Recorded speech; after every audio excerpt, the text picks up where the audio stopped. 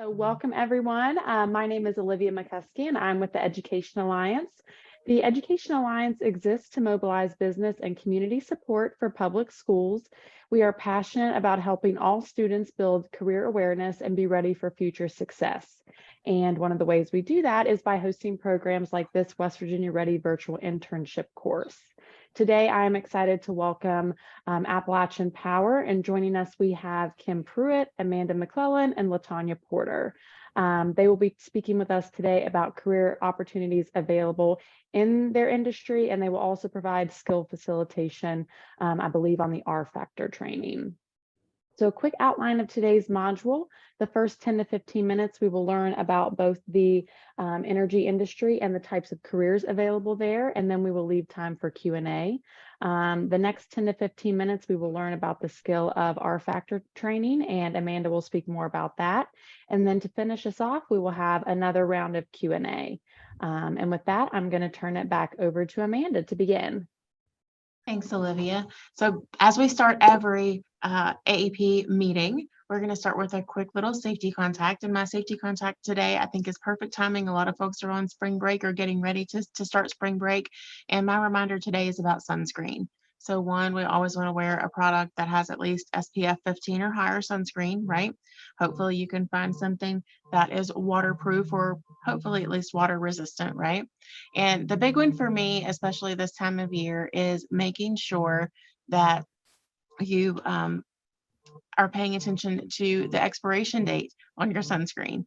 So if you have that beach bag or maybe that sporting bag that, just because it has sunscreen in it that you used last time that you opened that bag up, it may not be good. So make sure you're checking the dates on your sunscreen.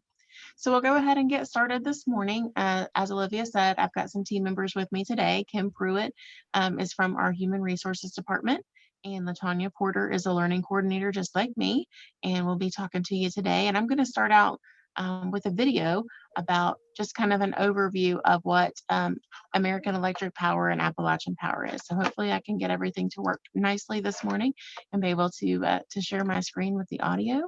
And we'll go ahead and get started with a quick video.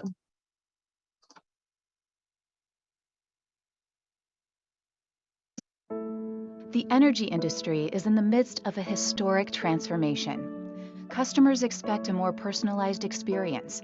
The competitive market is increasing and policy demands are shifting.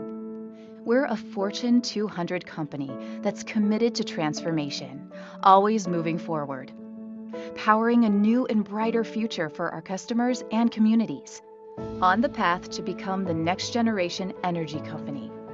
We're forming innovative partnerships to develop and deploy smart technologies on both sides of the meter. We know the importance of grid reliability and security. Our transmission and distribution network, well, it could wrap around the Earth more than 10 times. We created the Asset Health Center to reduce unexpected equipment failures through enhanced real-time monitoring. Our intelligent energy infrastructure continues to grow, from smart meters to volt-var optimization and beyond. And we plan to invest $13 billion in capital to help transform into the grid of the future. We're connecting big data to develop the solutions our customers need, always exploring new and better ways to interact with our 5.4 million customers, letting them guide how and where the energy conversation happens. While our 7 operating companies cover 11 states, each with dynamic customer needs and desires, we also have a presence in 30 states. And as our customer and shareholder expectations change, we're shifting to a cleaner, more balanced resource portfolio. By investing billions in a cleaner environment, we cut our carbon dioxide emissions in half.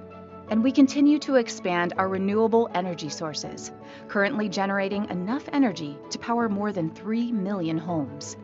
But we want to do more than just keep the lights on. We want to make our communities brighter, stronger. In 2017, we helped create jobs for more than 18,000 people by attracting more companies and projects into our local communities. And by directing nearly half of our corporate spend to locally based suppliers, we supported local economies. We're focused on the next generation, too. That's why we provide STEM-focused experiences for youth through expanded education opportunities, and provide support to meet basic needs like food and shelter. Last year, our philanthropic giving exceeded $16.4 million. Just talk to one of our more than 17,000 employees across the country, and you'll see how much we care about each other. We develop talent and seek out new skills and perspectives.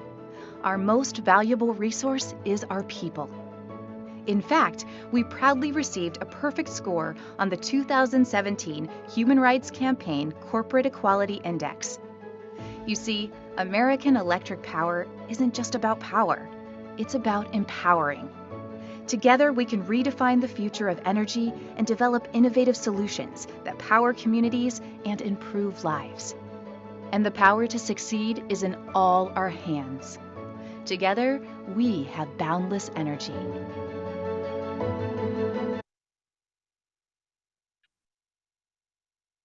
All right, so is everybody ready for all that information you just got? Whatever. But I'll go ahead and turn it over to Kim, and she can kind of give a little bit more about maybe different jobs and things that we have here at Appalachian Power, and kind of expand a little bit more into what you saw in the video. Hey, good morning. Hope you guys are doing well. I'm sure you guys are getting ready for your spring break.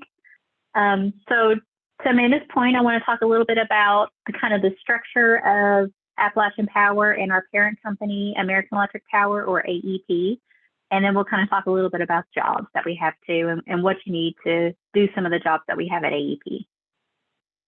So AEP and Appalachian Power are both regulated utilities that supply electricity to residential and commercial customers. AEP is the parent company for Appalachian Power, as well as several other utilities across the country. You may be familiar with Kentucky Power, for example. That is another operating company under the AEP umbrella. AEP has almost 17,000 employees across the country, and employees in West Virginia comprise about 12% of the total population. So we have about 2,000 jobs in the state of West Virginia. AEP and APCO are mostly comprised of distribution, transmission, and generation operations, as well as a lot of functions that support those three components. So generation is the part of the company that makes electricity. Within West Virginia, we have a mix of generation resources that include natural gas, coal, and hydro, otherwise known as water facilities to generate electricity. And AEP is also working to expand its renewables footprint. So we have many wind farms and solar farm generation resources across the country as well. We also have one nuclear generation facility in Michigan. Our transmission operations deliver high voltage electricity from plants to distribution sites. So you maybe have seen the large metal towers that sit high up on mountains. Those are transmission towers. So they carry high voltage electricity, and they deliver it to distribution, which maintains lines that connect the electricity from transmission services directly to homes and businesses. So our distribution operations are the wooden poles and the wires that you're familiar with in your community. We also have lots of groups that support those functions. So we have fleet operations, which maintains our vehicle fleet. So that's a lot of mechanics doing work on our vehicles. We also have supply chain and stores. So they coordinate with suppliers to get materials like poles and wires and tools and other things that we need to do our jobs. We have communications and external affairs. So that group communicates with our customers, with the government, with organizations that we partner with to get our message out and to advertise our product to customers. We also have regulatory and finance, which manages the financial aspects of the organization. And they also work with the state public service commissions. And so as a regulated utility, we work closely with the Public Service Commission on what we can charge our customers. And then we also have customer operations, which interacts directly with customers on issues like outages and new service requests. So if your power goes out, you have probably contacted one of our customer operations sites to let them know that your power was out. So we have literally, like I said, thousands of jobs in West Virginia. Many of the careers range from just needing a high school diploma or GED with no experience up to a 4-year degree requirement. A large portion of the jobs that we have in West Virginia are considered craft positions. This means that they create or produce handmade products using various hands-on techniques. So for many of our jobs, the product that they're creating or distributing is electricity. And so if you like to spend time outdoors, or if you like to work with your hands, or you just don't like to be maybe seated at a desk all day, then a craft job is probably going to be a really good job for you. Probably the most in-demand craft job that we have in the state of West Virginia at the moment are line mechanics in both distribution and transmission. So to enter the line mechanic field, you really only need a high school diploma or GED. You don't even have to have any experience to enter at the beginner level. AEP actually has schools that we own where we train line mechanics. So if you come in at the beginner level or whatever level you come into AEP at, we will actually pay for you to go to school on a regular basis to learn the craft, and more importantly, to learn how to do it safely.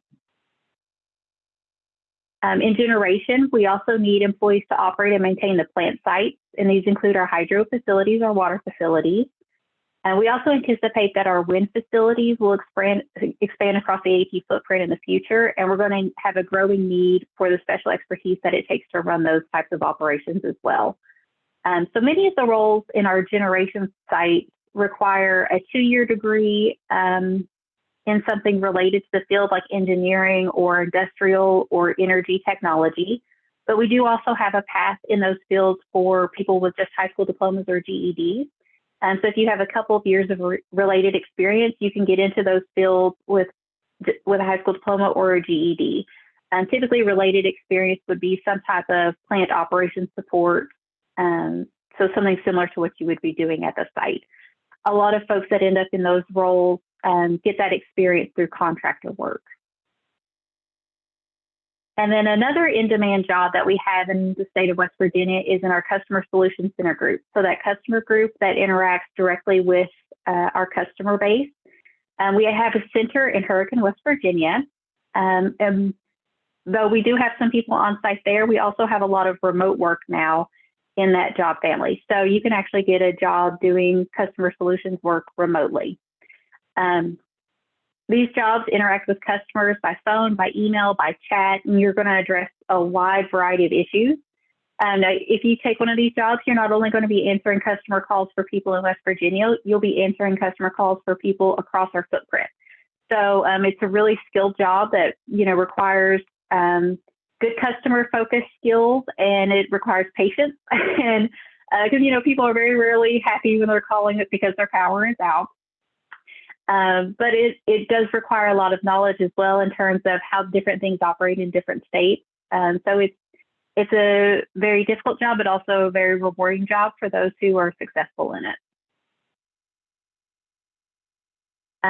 So I want to encourage you all to consider some of these jobs, especially if you like being outdoors, if you like working with your hands. I know a lot of you have maybe seen line mechanics out in your community, creating new service lines or restoring power. And you maybe have an image in your mind that it's usually men doing these jobs, but we do have female line mechanics in transmission and distribution. We have females that help support our generation site, working to maintain our plant site. We have females in all of these roles. So if you're interested in one of these, I really encourage you to look into it and see if you think that you would like to do it long term. They are very well-paying jobs. Our line mechanic roles, you can actually start out right now at $21.72 an hour. So that's just the beginning level, with incremental increases every 6 months and promotions very regularly as well. So encourage you to look at the jobs that we have available. You can visit our careers page at aep.com. And while you're there, you can also set up alerts on this page to be notified by email when we post new jobs that are specific to your search criteria. You can also find out more information about AEP's benefits offerings at aepbenefits.com. AEP is a great employer. I've been with AEP for about 12 years now, going on 13 actually. Doesn't seem like it's been that long, but we offer a great compensation and benefits packages to employees, especially when you consider it against other career opportunities that are in the area. So if you want to stay close to home, if you want to stay in the area, it's a really great employer. And I'll add these websites to the chat so you guys will have access to them. And I'll stop there and see if you guys have any questions.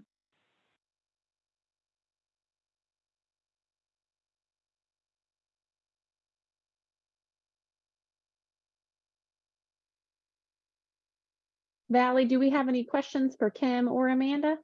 We actually do. So one of our questions is, with your company being so big and things like that, what was the biggest struggle that you had during COVID? Oh my goodness. The biggest struggle was trying to figure out how we maintain operations with something very unknown happening, especially at the start of it. So what we ended up doing, and the reason why we have more remote work than we did in the past, is because we ended up sending a lot of people home that we could send home to work. So we still needed those people to do their jobs. So for example, at our Customer Solutions Center, we still needed people to answer calls from customers. So what we ended up doing was sending them home so we could space people out. And then that way it gave us more room in our office buildings to space out the people who had to be there physically to do their job, like our line mechanics. So that was step number one. Step number two was enforcing masking, enforcing physical distancing. So everybody was kind of stayed apart. We had people riding individually in trucks instead of together in vehicles. We had people meeting us at job sites at the beginning of the day instead of coming to the building first. So we did a lot of different things like that. We encouraged vaccination where we could. Of course, good hygiene, hand washing, lots of sanitation stations and hand sanitizers being provided. Kept ventilation going in our buildings to circulate air and keep fresh air flowing. So it was a big change for us as well as a lot of other companies. And we are still dealing with some of it, but we're also still changing as a result of it. So we do still have a lot more remote and hybrid work than we did before. And we found that we actually could operate that way. So I'll go ahead and share my screen and we'll get LaTanya started to talk about a culture initiative that we have at our company called R Factor. So these ladies from Valley High School have kind of experienced this. They didn't realize it was called R Factor when we do this, but it's something that we start at the beginning of every meeting with. We talk about a culture contact. So just like I started with the safety contact, we also have a culture contact. They just didn't realize it was called R Factor. So we'll go ahead and get started with that and let LaTanya take over.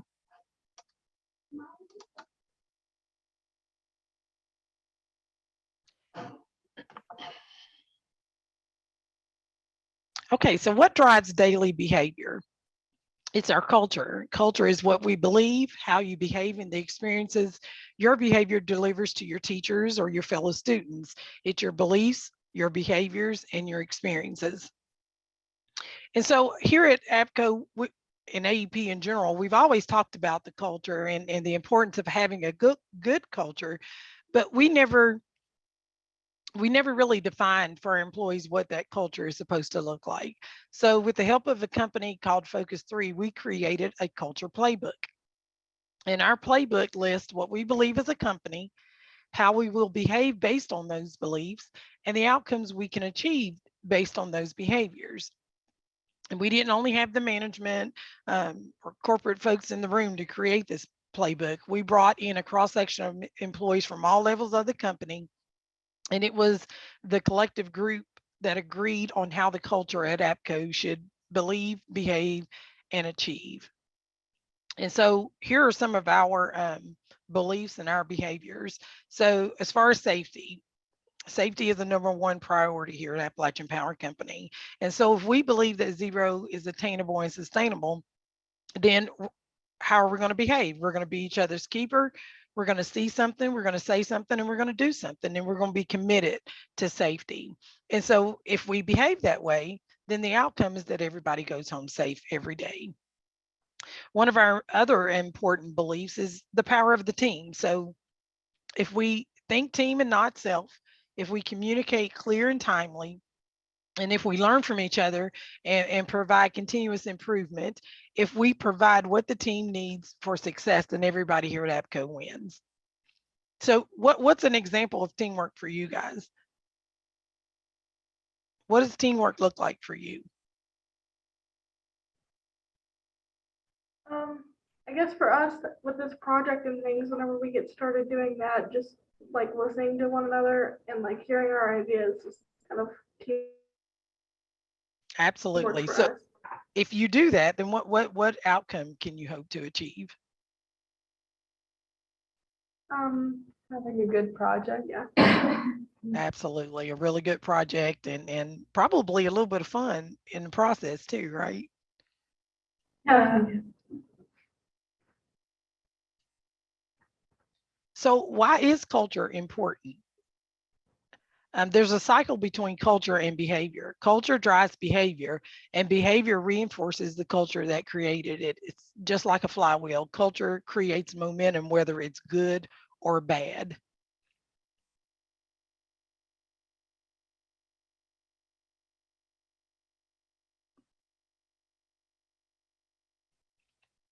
So what kind of teams have you guys been a member of?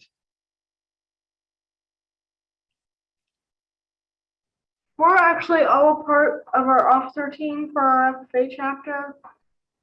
I was field commander for our marching band for the last 2 years.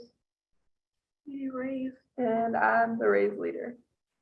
That's awesome. Amanda, marching band's very near and dear to Amanda in my heart. Amanda was in the band when she was in high school, and my kids, both of my children were in the band at Capitol High School. So I love marching band. So if you look at this here, we have two teams. We have team A, and then we have a team B. And in team A, the employees or the students, they're all engaged. There's a high level of trust. They understand where they're going and how they're going to get there. Things are changing, but they're excited about the change. They know that nothing good can happen without change, and they want to be the best they can possibly be, the best in the state, the best in the school, whatever. And so here on team B, the everybody's not as engaged. They don't trust their coaches. They don't trust each other. They're unclear where the team is headed, and frankly, they probably just don't really care. And they're fearful of change, and they resist it. So which of these teams do you think wins every time? A team. A team. And why? Why would A team win? Because they know how to work together for a common goal. That's right. They're all going in the right direction, and they outbehave the competition, right? Yeah. So the reason behavior skills are so important to how our business operates is because every employee here at Appalachian Power owns 20 square feet of the business.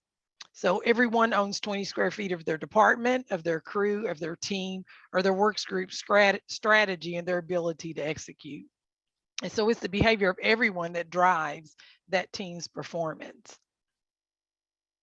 So here at APCO, knowing what little you know about them, what do you think our employees might get on their first day? What are some of the things you think we might give them on their first day? Your mission statement, this culture playbook, rules for like safety and things like that. All of those are great. You guys have been listening to Amanda, haven't you? That's great. But we also give them 20 square feet of our business while they're working here. And here's the big secret. What they do, what they choose to do, and how they do it in that 20 square feet is up to them. It's up to all of us. Nobody can make that decision for us. We have to own it, and we have to choose the impact it has on the organization. We have to choose the impact it has on our team and our families. And we choose how we operate in that 20 square feet. And you guys do the same thing as the field commander, as whatever it is that you're a member of. You choose how you operate in your 20 square feet of that team. And so 20 square feet is the mental model. It's the part of the organization that you can control. So each of us has a responsibility for building our part of the culture and executing our part of the strategy. And the way we behave personally, how we manage our 20 square feet is what determines the culture and the performance of our company. So here's one of the things that we talk about here: discipline-driven behavior versus default-driven behavior. And so how do we become exceptional managers of our 20 square feet? How do we become exceptional leaders? How do we develop strong and productive behavior skills? It all begins with the decision to be discipline-driven versus default-driven. Discipline-driven behavior, it's intentional, it's on purpose, and it's skillful. Intentional behavior is about making conscious choices. It's the what. And on purpose behavior is being very clear about the why. Why is the what important? And skillful behavior is about the how. So discipline driven behavior is impulsive. Default driven behavior is impulsive. It's on autopilot and it's resistant. It's our natural state. So it's driven by our emotions, and being on autopilot is behavior driven by our habits. And resistant behavior is driven by comfort. It's our tendency to seek the path of least resistance. So which of these behaviors do you think provides the best team experience? Is it discipline or default driven? Discipline. Absolutely. So which of these behaviors do you think deals better with change? Discipline. Discipline. So which of these behaviors do you think delivers the highest level of trust? Discipline. Absolutely, discipline. So how hard do you think it is to get and stay discipline driven? It's definitely not easy. It's a daily battle. It's the ultimate battle. How many of these behaviors do you think it takes to be discipline driven? Probably a lot of them. All three of them. Absolutely. So how many do you think it takes to be default driven? None of them. Just one, really. You only have to be one. If you're impulsive, you're going to be default driven. If you're on autopilot, you're going to be default driven. If you're resistant, you're going to be default driven. So we want you to remember this, and Amanda's going to type it in the chat here just in case, hopefully. So default driven people do what is comfortable, even when it's ineffective.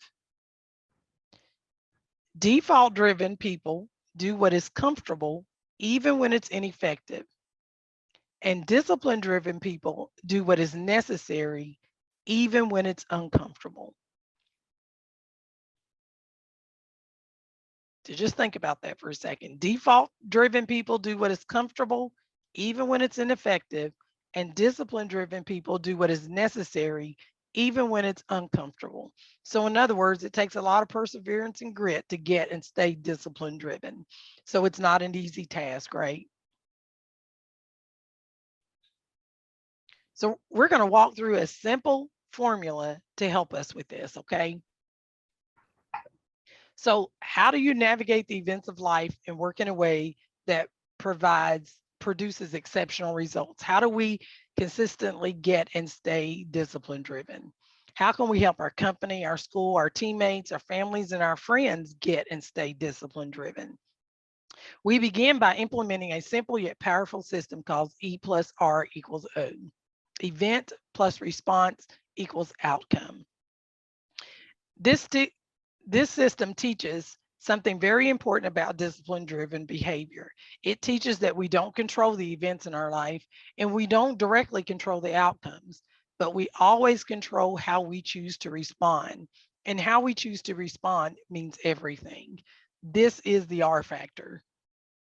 That's what we're talking about. So we have events. You guys have events that enter your 20 square feet every day, all day. And outcomes are constantly a result of those events.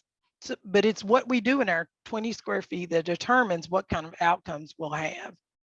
So there's going to always be some kind of outcome, but our response determines if that outcome is positive or negative. So R factor is teaching us how to manage the R. It's teaching us how to manage our response. So we can't always control the events that come into our lives, and sometimes we can't even control the outcomes. But what we can control is our response, which will influence the kind of outcomes we get. So every day we're pursuing all kinds of outcomes and goals, whether you're at home, you're at work, you're at school, in any of your relationships. And at the same time, we're faced with a continuous flow of events that threaten to knock us off track and have the potential to block us from achieving our goals. So what E plus R equal O teaches is that it's not the event that determines the ultimate outcome, but how we choose to respond to that event. You choose what actions you're going to take or not take in pursuit of your goals. You choose whether to give up or persevere through the inevitable challenges and obstacles you will experience. So can anyone else make that choice for you? No. No, only you can choose how you respond. The outcomes that you produce are the result of the quality of your R. It's the quality of your response. You earn your outcome through the quality of your response. Your O is just feedback about how well your R is working. So if the R isn't working, choose a different R. Make your R stronger than the E that you face. Make your R stronger than any event that comes into your 20 square feet every day. And if you engage in a default driven R, you can't expect a discipline driven O, right? So how do we start applying E plus R equals O in our lives? We begin by making sure we're in the R factor mindset.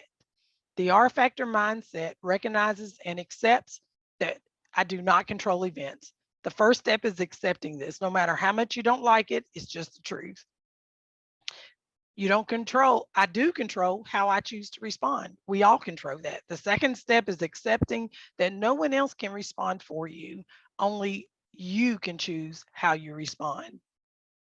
And the outcomes are earned by the quality of our response. The best way to the best O is the best R. So E plus R equal O is the way life works. There's no situation in life in which E plus R equal O doesn't apply. It is a system we can use to break down any situation we're facing. And our job is to get good at it. So once we're in the R factor mindset, there are 3 questions we have to ask ourselves. Every situation you encounter has 3 and only 3 elements. The outcome you need or desire to accomplish, the event you're dealing with, and then how you respond. It's really that simple. So we have to focus on what we want to accomplish, see the event with clarity and courage. What is the reality of the situation?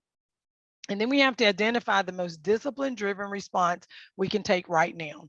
Given the outcome we're pursuing and the event we're experiencing, what is the most intentional, on purpose, and skillful response we can give right now?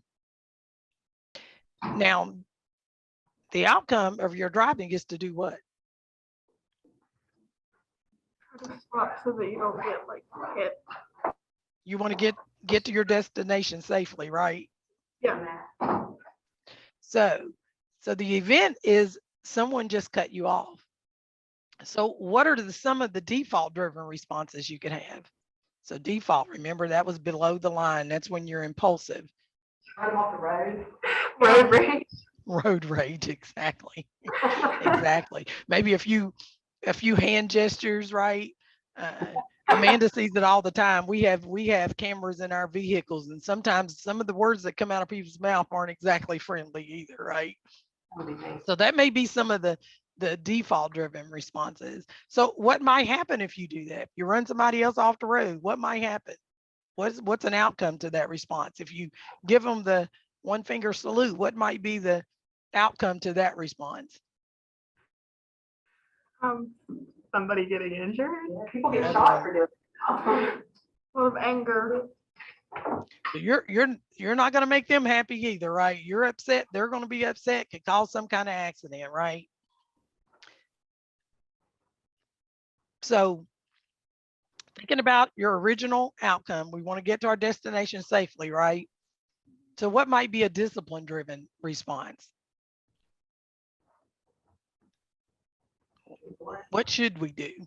Somebody's running it, you're driving to school, you want to get there safely, but somebody run you off the road or somebody cut you off. What should we do? Focus on what you're trying to do and make sure that, there's a way that you can keep from, making the situation worse. Absolutely. Focus on your outcome. We just want to get to school safely. We want to get to the store safely. We want to get to work safely. So we have to focus on that outcome that we want to achieve. And so what should we respond? Back off a little bit, give them a little space. Don't slam on our brakes. Don't give them the salute. Don't yell angry words at them, because ultimately we just want to get where we want to go safely, right? Yeah, right. Absolutely. So the purpose of E plus R equals O is to give you a system to use in making the most discipline driven response you can make to achieve your outcome. And so there are 6 R factor disciplines that provide you with a system for managing your response with intention, purpose, and skill. And so how you apply these disciplines, your response, not the circumstance you face, not the events, will determine the quality of the outcomes you earn. So that first one is we're going to press pause, right? So if somebody cuts us off, we're going to press pause. So before you respond, slow down. We're going to give ourselves time to think.